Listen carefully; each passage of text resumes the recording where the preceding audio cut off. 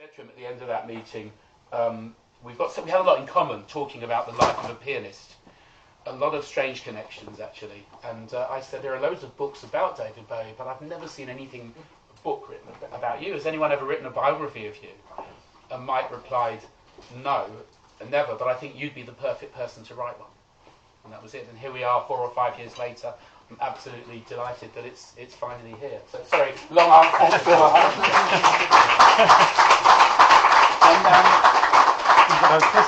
In the book, he comes across as a very avuncular character, with a very dry sense of humour. What do you think makes him a worthy subject of an autobiography? Well, I already fell in love with his playing, when I was a youth. But over these past few years, I've kind of fell in love with him as a man, because he's an extraordinary person. He's very. I suppose if I was to pick one thing that's very special about this Mike Garson, is that he's very integrated in his approach to life. He's known as an improviser. He never plays the same thing twice, which is very annoying for some of the top world's producers that he's worked with, because they say, we want you to do that again, and he won't, and he can't. And, every time he plays something, it's slightly different. It's in the heart of improvisation. Everything is improvised with him.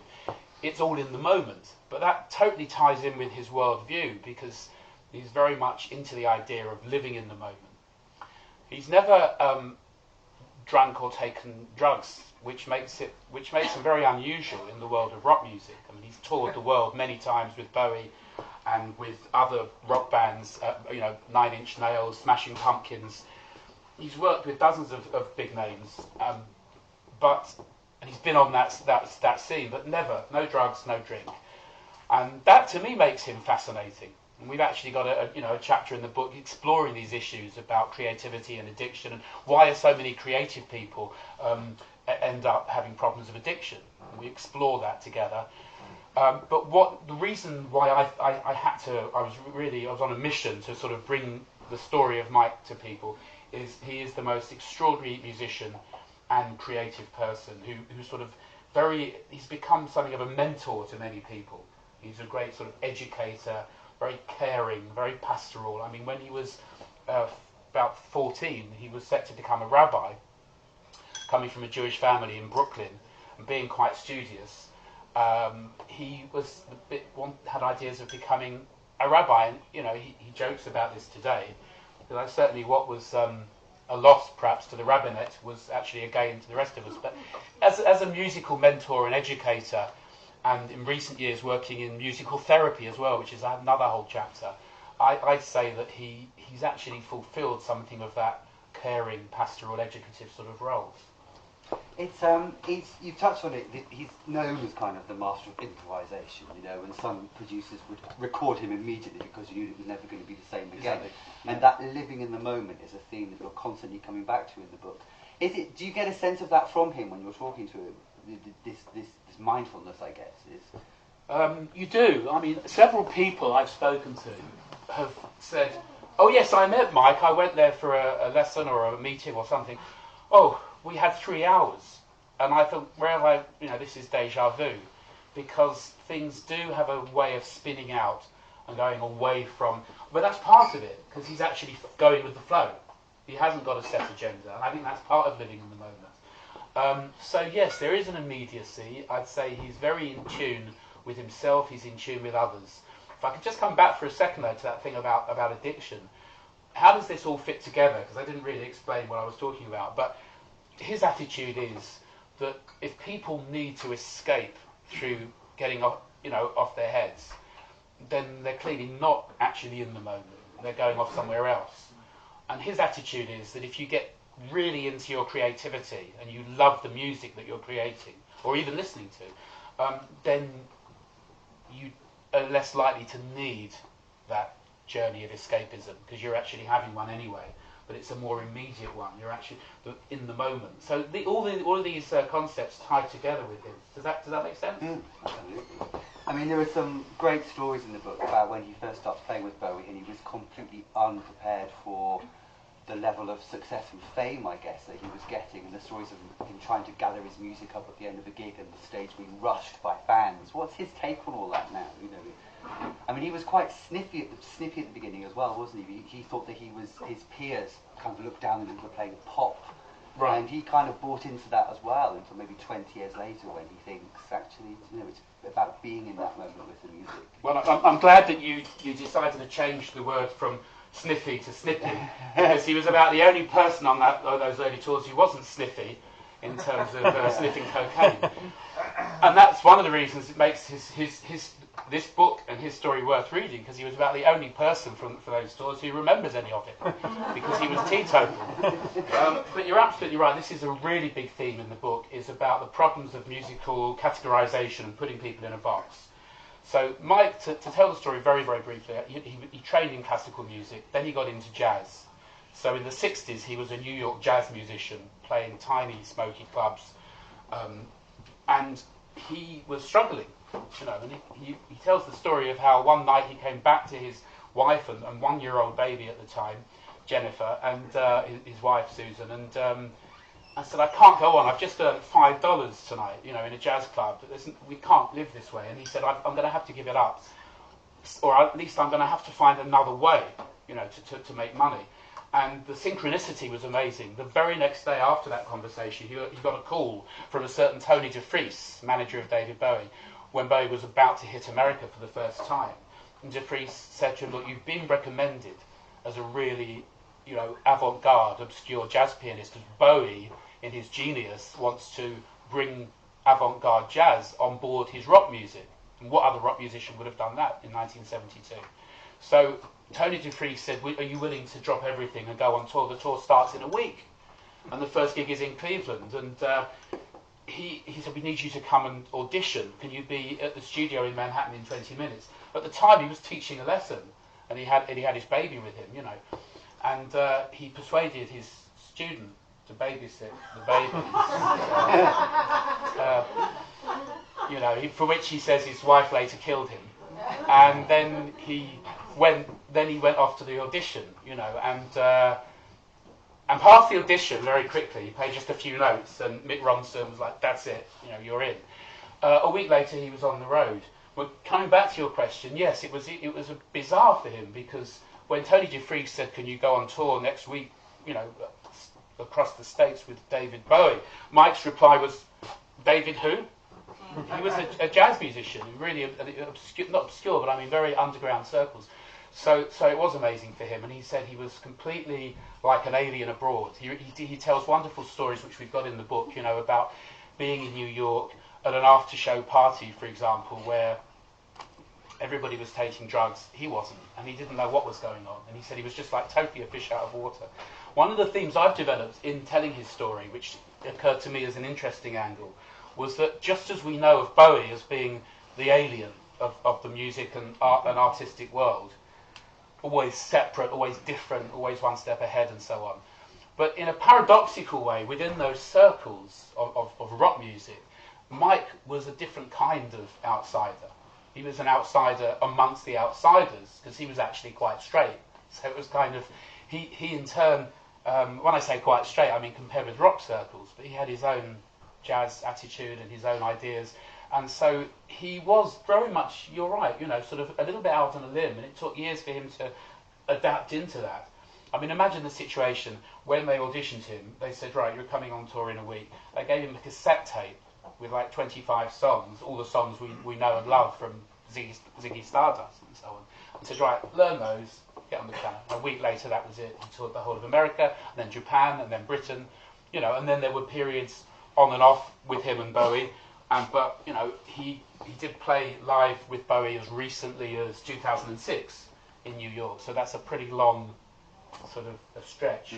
And he says that it was only in the 1990s, when he was again touring the world with Bowie, that he started to really appreciate what it was all about. In those early days, he was like, look, I'm a jazz guy, this is pop music, he could do it in his sleep, and he didn't quite get it, and he was like, well, it's just a job, and he really could do it in his sleep. It was only in the 90s when he was back on tour and playing huge stadiums that he thought, actually, there's something deeply creative about this. Even if the chord sequences aren't as complex as jazz, but there's still a beauty and a simplicity and a communication between people. And what he talks about a lot these days is his long circle of learning, that he's come round full circle to realise now that the complexity of jazz is a bit of a sort of a red herring. It's overrated, basically, even though he did master it. And what he's really against, above all, are these boundaries that are enforced on us. People have always, with Mike Garson, he's always had problems in each of the genres of music. The jazz crowd completely disowned him because he went off on rock music tours. So he was looked down on by his previous jazz colleagues. But a lot of the people on the rock tours were saying, oh, well, you're this weird jazz guy. You know, and again, classical music. I mean, he's written 4,000 or 5,000 classical pieces of composition through his methods of improvisation. He's been asked to give guest lectures on the university circuit, and then these have sometimes been withdrawn at the last minute when they hear that he's actually a rock musician. So he really is campaigning against pigeonholing, and for him, music, creation, and art, it's all in the moment, and it's just all one. That's his attitude. He talks about being constantly learning, pushing his own envelope, seeing how far he can push himself, doesn't he? He's never sits on his laurels. He's always open to new things, new experiences. What's your take on that? Is that what you thought? I found that. I found him very open. I mean, hearing him say his kind comments on the film there about sort of how hard I'd worked and so on, and as he was saying it, I felt weary again at the thought of it, because we did have a lot of very intense work on this book, but I couldn't have wished for a better subject. And Mike's been very, very open, helpful, informative, and actually, as you say, learning. I mean, I've actually bounced stuff back at him, analysis on my part of his life, and not many people would, in his position, would have been as open to this, but he was very often saying to me, actually, you know, this has opened my eyes. I'm glad we've done this book, because now I'm seeing my own development differently. He's getting more insights into it. Yeah, so incredibly open, I'd say. Yeah. Has anyone got any questions? He's right here. Did you do much playing together when you were talking? Did you actually? Sometimes through Skype. Yeah, I was. I'll demonstrate on the piano if you like something that happened if I can have the access to the piano. Absolutely. When I first met him, actually, this is good. This is real. This is like psychodrama, because I'm feeling slightly nervous about doing this now. And what I wanted to illustrate was how nervous I was when I did it for him.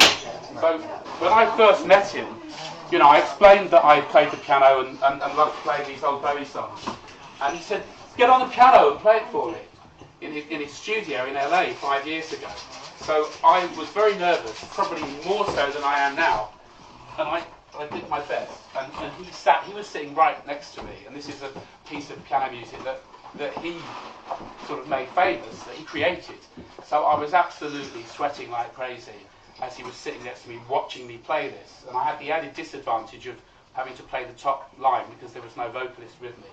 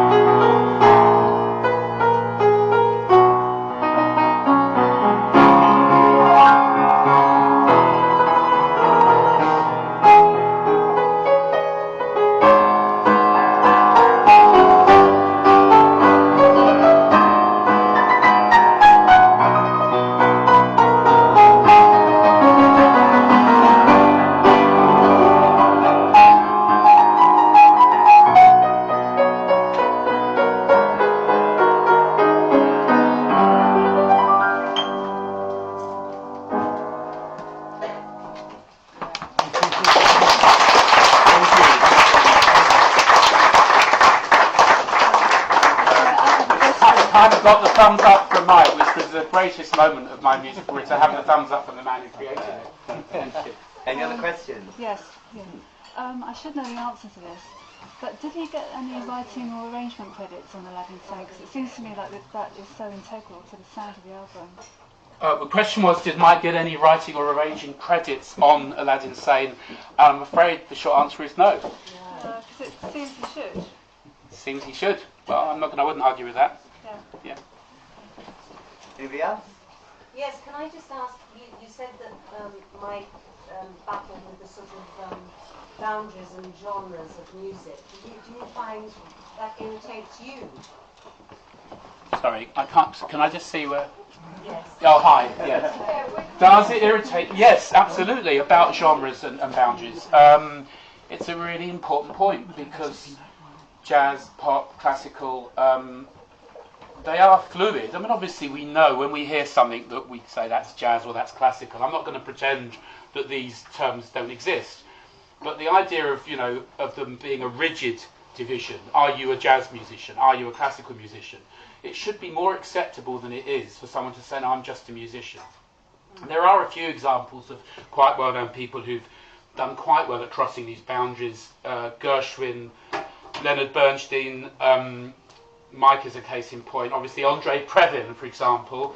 I think you can find examples of crossing boundaries, but you can count them on one hand, really. And I think that does a disservice to musical creativity. I've certainly had it, particularly from the jazz world, which is Mike and I both agree that they are kind of amongst the worst culprits. And apologies to any real hardcore jazzers in the room, but some of the jazz purists, I'm afraid, even though jazz is seen as something like alternative, or it used to be, but some of the jazz musicians are the worst at actually having this closed, like cliquey thing. You're either one of us or you don't quite know the inner secrets of jazz music. And Mike and I both were swapping loads of stories of how we felt we'd been the butt of those kind of judgments. And it's just wrong in music to create a kind of orthodoxy or a kind of private club which people are either part of that or they feel it or not. Music should be seen as much more fluid, and it should be judged actually not on technical virtuosity or technical know-how. It should be judged on the soulfulness and the feel, the expressive emotion, and that might come through some really complex jazz music. It might just as well come, sometimes even more likely in my view, from something incredibly simple. Any other questions? To finish off, Clifford, how would you sum up the whole experience from meeting Mike initially to being here with this book? Sure. Before I do, I just want to make sure my friend Ray is here, which he is. Yeah, because we've got one more. I will answer your question. We've got one little bit of live music before we then sort of break down into informal chat, and there are books here and all the rest of it. But so I'll answer your question. But Ray has very kindly offered to help me out with one other song from that Aladdin Sane album, with some vocals. So we'll do that. But perhaps we'll finish with Ray and I doing that, and then just start to have chat amongst ourselves. But so what was the question? How would you sum up the whole experience of meeting Mike, writing the book, having it done? Oh wow, it's been absolutely incredible. I'm very, very grateful for the whole experience. It really has been the experience of my life. I mean, it's been the past 5 years. As I say, there's all kinds of elements to this. There's a childhood dream come true. There's meeting a guy who I absolutely idolised as a child. That's all exciting. Getting to know him and finding that he surpassed all expectations. And it's just been a huge learning curve, because what the book does, it tells his life story sequentially, chronologically. So you'll get to know where he came from and what he's done in his life. But it's also very thematic. And the reason for that is that this is a great thinker. And I was really proud and excited to sort of try now to bring him to people. Because Mike Garson, I believe this passionately, is an underrated talent, even now. I think he's got huge, prodigious abilities. The improvisation is just the start of it. He's a very, very deep person, very profound thinker, really eccentric, very, very funny, and some of that will come across in the book. He's quite the comedian as well, which you got a slight taste earlier. And so it was an absolute exciting roller coaster, and it's not over yet, because I mean, I was speaking to him yesterday. There's loads of material that we didn't have room for in the book. You know, he jokes with me about when do we start on volume 2. I'm still, you know, recovering from doing volume 1, but he's absolutely, I mean, his energy is absolutely boundless. So I really hope people will just, you know, get the chance to find out more about Mike Garson. He totally deserves it. Thank you very much. Thank you. Should we get ready to...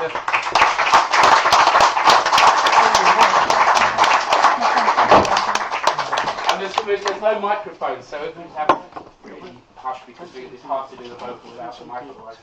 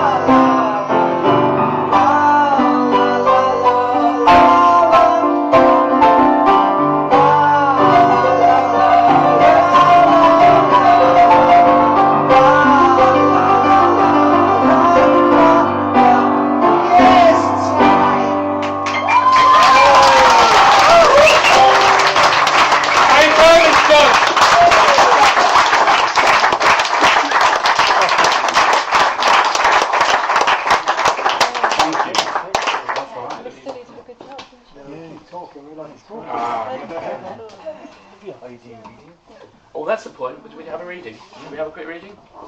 How quick we Yes. I knew there was something else to do.